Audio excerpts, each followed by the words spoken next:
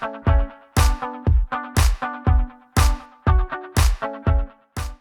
back to the Home CEO podcast. I'm your host, Nicole Jakes, where we take less mess, less stress, and turn it into more success as you run your homemaking life as biz. Need a guru to guide you through the grocery store jungle? Look no further. In this episode, I catch up with the supermarket savant himself, Kyle, from @Clean Kitchen Nutrition.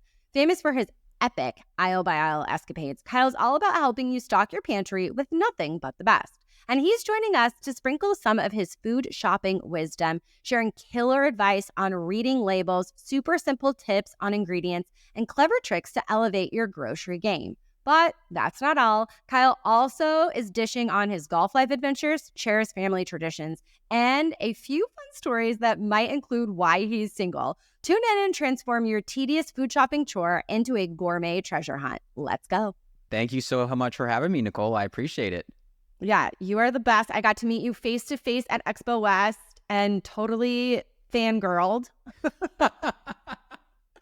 I fanboyed when I saw you. I was like, oh my gosh, it's Nicole. Like, I had no idea you were going to be there. And I was a little bit in shock. I'm not going to lie. Yeah, it's like so fun to meet people in person when you're like, oh my gosh, she's helped me switch out so many things in my pantry. So Kyle is here. I call you the king of turn it around. Make sure you're reading your ingredients, swap this for that, and beware of when I go food shopping. I feel like you are a home CEO hack for me. You took my grocery shopping down from like an hour to 15 minutes. So thank you. I appreciate that. Yeah, I mean, that's the goal, teaching people to turn it over and look at the ingredients, because there's much more to these products than just the front and the marketing on the front of products. It's so true. So how did you go down this rabbit hole of reading ingredients and deep diving? Tell us your story. Yeah, so a lot of people ask me, they're like, oh, so did you major in nutrition in school or any of that? And I'm like, no, I actually majored in accounting in school. So nothing to do with nutrition or healthy eating. And it was around my junior year of college when I started to get a lot of digestive symptoms, a lot of lower back pain, constantly tired, headaches. All of these problems started to arise junior year, senior year of college. And I went to go see a bunch of these doctors and was eventually diagnosed with Crohn's disease. So for people that don't know what that is, it's basically inflammation in your digestive tract. Anywhere in your digestive tract, there's inflammation going on, which for me was causing all of these problems. So I tried a few different medications, saw so many different doctors, and some of the medications would help temporarily, but for the most part, symptoms just kept coming back. So I was like, there's got to be a better way to do this. Like, it didn't make sense to me going from doctor to doctor. They're testing for the same things. They're telling me the same thing. And I remember going to Google and I was just like, I typed in how to heal my gut naturally or something like that. And just all of this information came up about, it matters what food you're putting in your mouth. That's going to affect your digestive system and so many other things. So that was extremely eye-opening to me. That was how I became passionate about ingredients and going to the grocery store, and basically just taught myself all about ingredients and the different foods, and was listening to podcasts, was reading books, talking to anyone that I could talk to.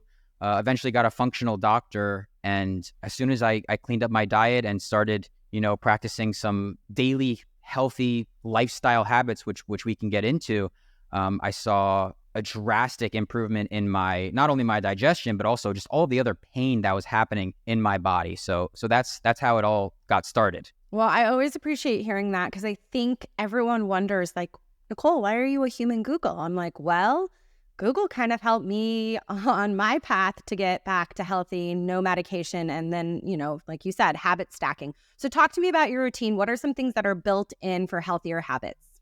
Yeah, so I mean, an average day for me, immediately upon waking, I normally go outside right away. I love to get direct sunlight on my body, and not looking directly at the sun, but sunlight into my eyes. That really helps set your circadian rhythm and can actually help improve sleep. I always say, if you want to improve your sleep, one of the first things you can do is go outside in the morning, because that tells your body it's the daytime and wakes you up. That's something I do every single morning. I'll have my water with lemon, and then I'll do Some electrolytes also in the morning. Yeah, that's kind of my morning. I don't really eat breakfast or anything like that. I'll just drink some liquids, and then that's my morning. But in terms of you want to get into like what I eat?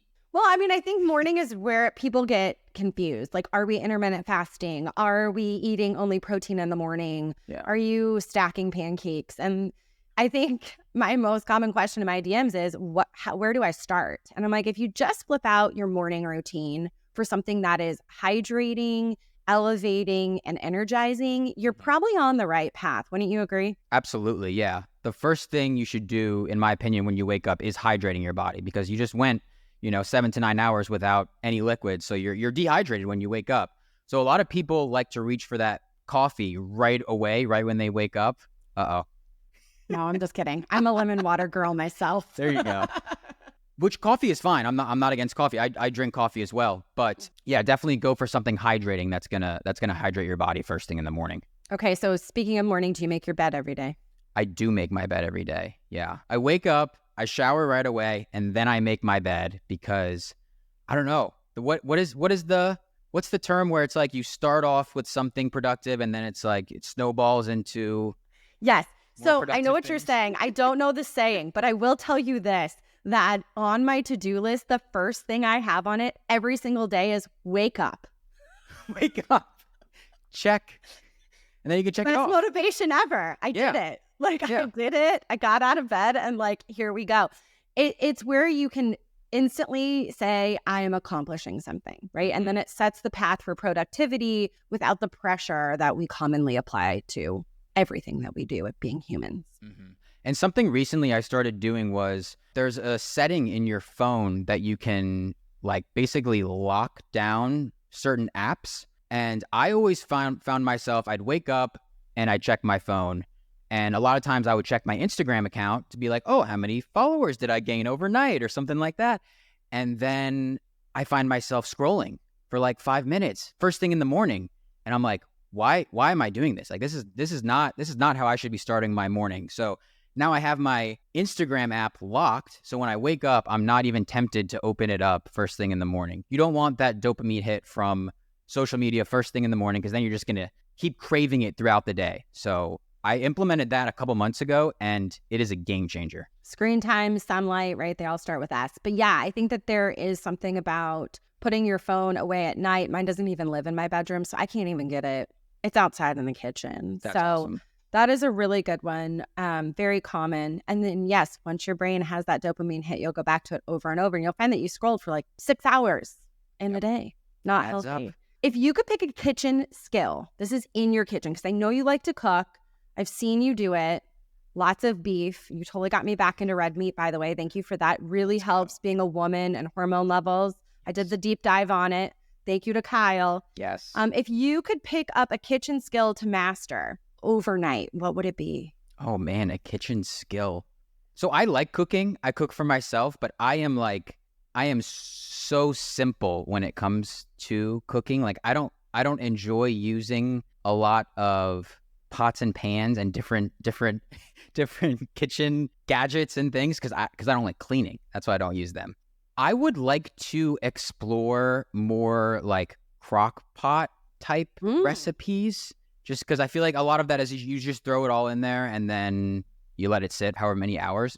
And that's something I haven't gone into. I don't think it's that difficult, but I've just never taught myself to do it. So I guess that's the first thing that comes to my mind that I would actually enjoy. So I'm going to come back. It's going to be clean kitchen nutrition in the crock pot. Yeah. Yes, this is a series coming. Yeah, it might be. We're going to watch you learn your way around the crock pot. Yes. I'm in. That's going to be quite an adventure for you. What's your answer to that question? I'm curious. Sourdough. Oh, that's a good one. Sourdough. That's on my list. Yeah. So I do sourdough, I do a starter, and then I'm like, this is like having a fourth kid. And the commitment that takes versus the commitment to my community of this amazing job we both have, it's just not worth it for me. I have a great bakery. They use 100-year-old sourdough starter, and I just can't beat it. I can't beat it. I need a sourdough friend. You know how you have a boat friend? Yes. The best kind of boat to have is a boat friend. Yeah. I need a sourdough friend. Sourdough to teach you the proper way to do it. No, just to drop off a loaf. Literally just. Oh, that's amazing. I need no teaching here, Kyle. Okay, Yeah. we've mastered a lot of skill over the years of me in my kitchen, and sourdough is just, maybe it's the patience. I don't know. I'll deep dive that one with my therapist later, I'm sure. Yeah.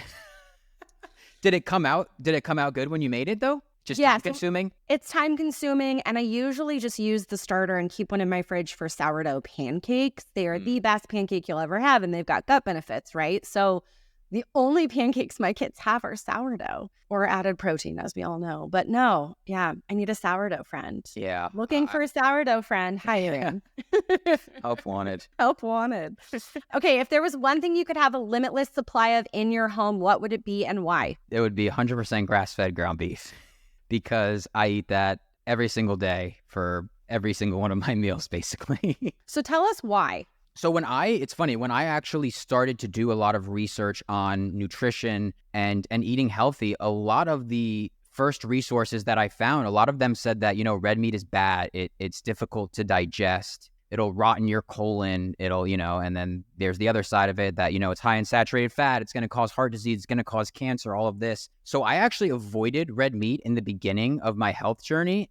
That was not good for me. My health actually got worse because I focused on more of a plant-based diet because I was told that that's healthy. We should be eating fruits, vegetables, grains, nuts, seeds, all of those sort of things. And that was not good for me. That made a lot of my symptoms worse in the beginning until I was like, maybe I should introduce, animal protein back into my diet.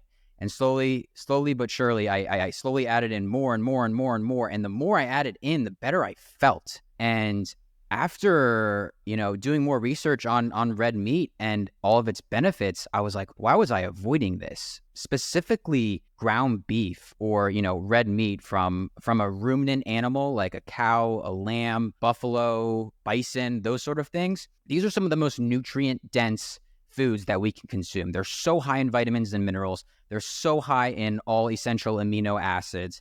And they're just amazing for our health. But unfortunately, there's this idea that, it has saturated fat and saturated fat is bad for us. But in my opinion, that's really not the case. Yeah, that's one of the main reasons I consume 100% grass-fed ground beef on a daily basis. Just so nutrient dense, and it's really, really good for my digestion. I love that. Okay, so as a mom, you also help me navigate kids' foods. This is really tricky. And I love all of these trad wife accounts that have this mom making homemade cookie crunch cereal for her toddlers. Like, I applaud you. I'm not going to do that. But my kids want some of this. What are 3 snacks that you recommend I can pull off a shelf at a grocery store? Yeah. So one of my favorite brands is Once Upon a Farm, which I'm sure you're familiar with. I love the brands that you can grab any one of their products and for a fact that they're all going to have clean ingredients. And Once Upon a Farm is one of those examples. They have bars, they have fruit and vegetable pouches. They just made these A2 whole milk pouches with fruits and vegetables. I don't know if you've tried those, but they're incredible. Yeah, they have a bunch of different products, puffs.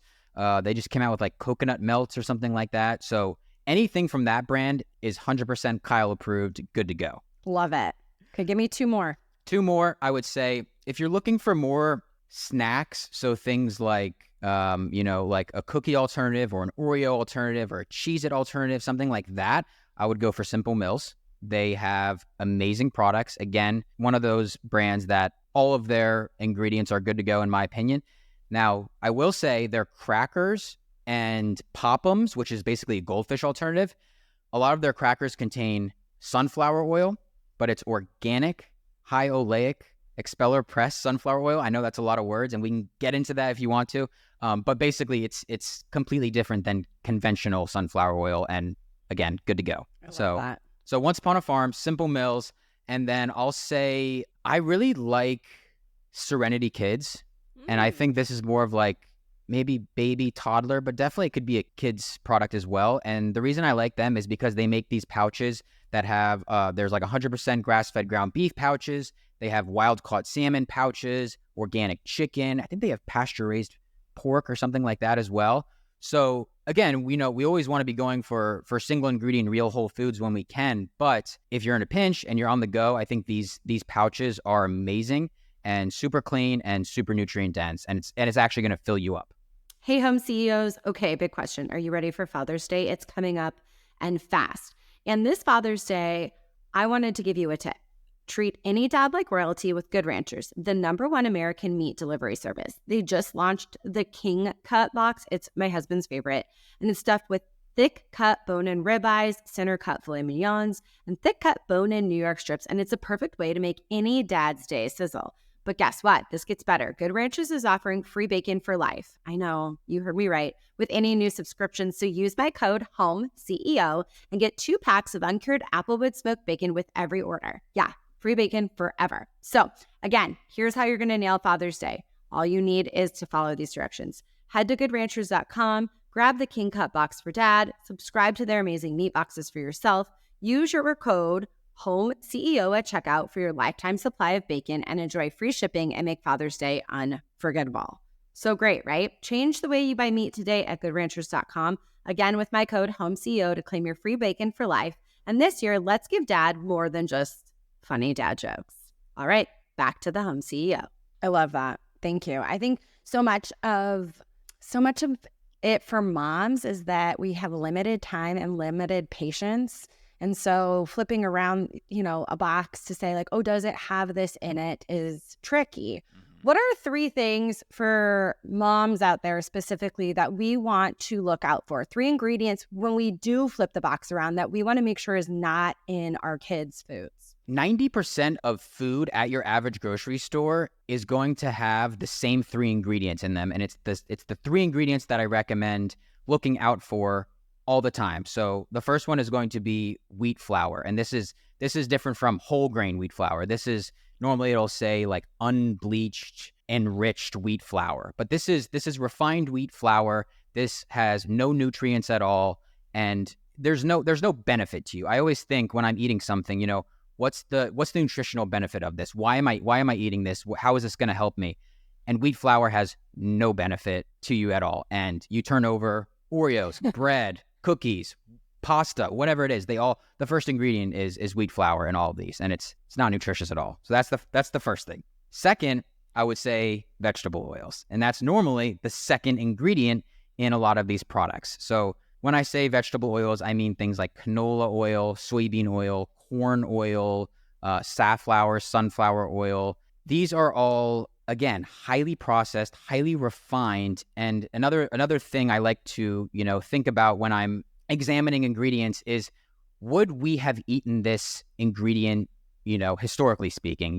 Did our ancestors consume this? And we absolutely did not consume vegetable oils until 1950s, 1960s, which really isn't that long. And in my opinion, it's kind of like a human experiment we're running on these ingredient or these foods, but they're I don't even think they're real foods with how processed and refined they are. If you look up how canola oil is made on YouTube, you can see all the different steps and refinement that it goes through, and it's kind of scary, and you probably won't consume canola oil after you watch that video. And also, just another note there, take sunflower oil, for example. It takes 2,800 sunflower seeds to get 5 tablespoons of sunflower oil. So there's just no way we would be consuming that many sunflower seeds or corn or whatever it is, historically speaking. So it has no business being in our food and no business being in our body. So that's the second thing. So look for the wheat flour, look for the vegetable oils, and then third, which is normally the third ingredient on a lot of these packages,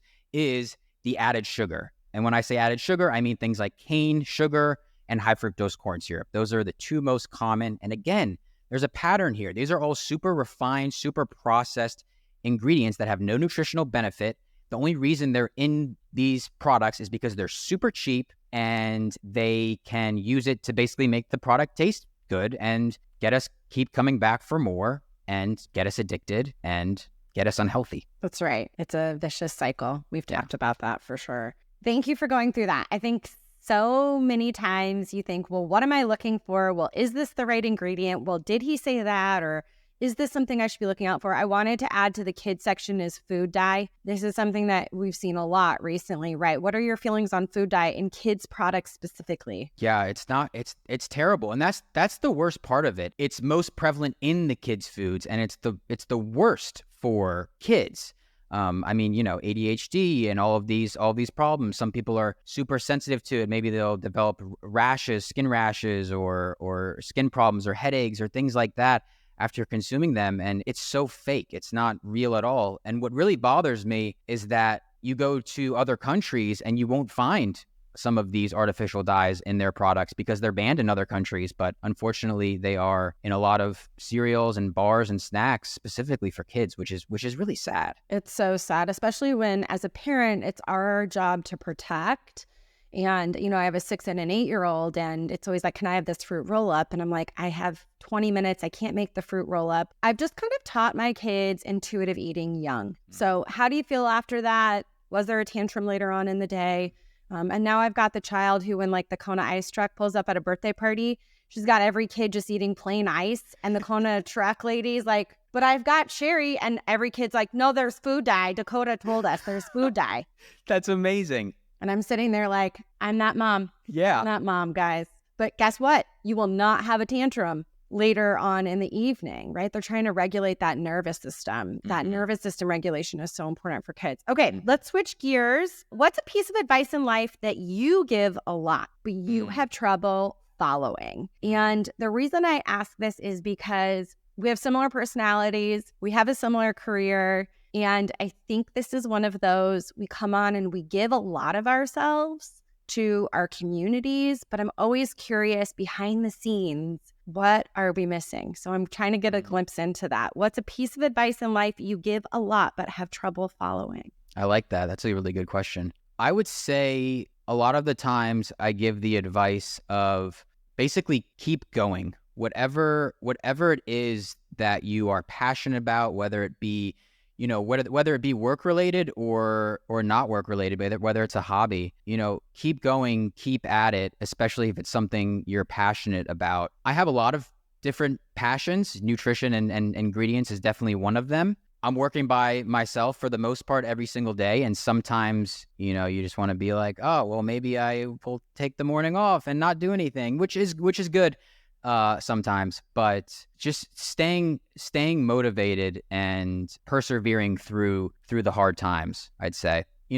Realizing when you are faced with something difficult or maybe something you're scared to do and kind of flipping that on its head and doing it. I think that's something I've been trying to be better about recently. If I'm put in a difficult situation or I am, I know this event that I'm going to attend or something, I don't know anyone there. It's going to be scary and I'm worried. Just kind of like go into it with confidence and open-minded and flip it on its head. And that's, yeah. Yeah, I always say for type A's that go down rabbit holes, it's always hard. I say rest is just as important as work. And then I end up flipping that sometimes. And so I feel you're on the same path. You're on the same path. We're in the same boat. Yeah. Rowing the same canoe. Okay. Share a moment when something seemingly insignificant greatly influenced your life. I would say, so many, many years ago, I think I was playing in a tennis tournament or something. And my family is always there to support me there. My parents are always there watching me and everything. And I remember coming off the court and my dad was talking to me. I played a match. I lost the tennis match. And my dad said to me, you win some and you learn some. And that was it was just like, it just happened so quickly. I was probably like 12 or 13 years old. And that has stuck with me ever since. And everything I do, I mean, honestly, on a daily basis, like that saying is always in my mind. Like when I'm feeling down, if I just feel like, oh man, I just, lost something or something went bad for me or something's going wrong, I always think, how can I learn from this? Instead of just being like, oh well, like I lost, which sometimes, you need to do. But how do I take this loss and use it as a learning opportunity? So that was something that was very quick that my dad said to me years ago, but it's stuck with me all these years. It's something I think about, honestly, on a daily basis. I love that. Those are profound words. I love that. Good job, Dad. Yeah. What's Shout your out. dad's name? Shout out, Dad, Kevin. Shout out to Kevin Shout out right Kevin. now on the pod. Yeah. That's legit advice. I'm going to be using that with my kids here real soon. Yes. Thanks, Kevin. Okay, tell me your favorite room in your house. Okay. What's your favorite room in your house? Well, I have an apartment. What's your favorite room in your apartment? Oh, my balcony. Definitely. I don't know why I didn't think of that sooner. Oh, yeah. I literally live on my balcony. I guess that's technically a room, right? Yes, absolutely. Okay, good. Yeah. So my balcony, I get morning sunlight, which is actually the reason I chose this specific apartment. I get morning sunlight from the time the sun rises until like noon or 1 o'clock. And I work out there all morning, just like direct sunlight. I just love it. I live out there, especially now that it's getting nice here in North Carolina, 70, 80 degrees. I live out there. I really do. That's so dreamy. Okay, if there's one item besides your bed that you use the most in your apartment, what is it? I use probably it's kind of a lame answer, but my water filter, my reverse osmosis water filter, filling that up, multiple times on a daily basis. And I think it is extremely important to invest in a good high quality water filter because the stuff that you find in tap water is no bueno. So yeah, that's probably something that I use the most. The most. And what's one household chore that you've been avoiding? Oh my gosh, vacuuming and mopping. But thanks to you, I have this new handy dandy, what is it called? The Tyneco Vac Mop. The Tyneco Vac Mop. Unfortunately, I have not even opened it yet. And I got it like a month ago. So I've been putting that off for a very long time. I'll clean the surfaces in my apartment, but I'm very lazy when it comes to cleaning the floors. I'm fortunate when my sister comes over, who helps me edit videos part-time, she will vacuum my floors for me. So I'm waiting for her to come over and help me out. Literally, Kyle, this is such an easy device. It's made for people who hate mopping and vacuuming. And you just use water. And if you want to be fancy, use your reverse osmosis water, to clean your floors. It'll only clean your floors with clean water and you'll be done. So how you help me navigate the grocery store and cut down like an hour to 15 minutes, this Tyneco Vac Mop is going to help you with that.